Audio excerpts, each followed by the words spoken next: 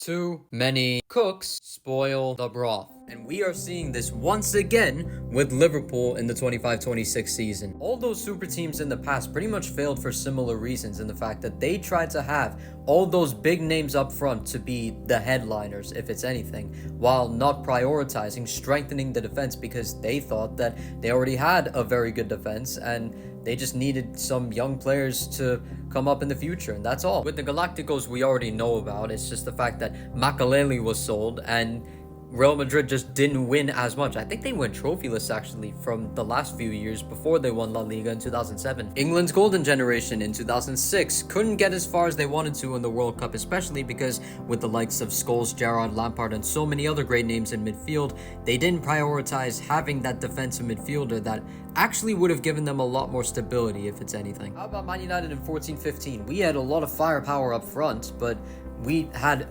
barely a decent backline because a defense of Smalling and Jones at the time, right in front of De Gea, was always going to cause problems. Even though we signed a young Luke Shaw and Marcus Rojo at the time, it was only going to do so much. And then you have PSG. Well, I mean, I feel like with these three weren't actually as bad as people make them out to be. The only reason they were is just because of how bad the backline was at the time. Because Nuno Mendes and Hakimi weren't as strong as they are now. Ramos was only signed for name value. Donnarumma was very error prone. Marquinhos couldn't be trusted even though he was the captain. Real Madrid last season obviously signed Kylian Mbappe on a free and they had, again, so much firepower up front, but we know defensively they were absolutely lacking considering the injuries that they had in the back, to the point where they actually had to go into La Fabrica to get Raul Asensio to start. But another thing that I forgot to mention, forget just the defense. I mean, a lot of the attackers that they signed at the time didn't even have that great of a start.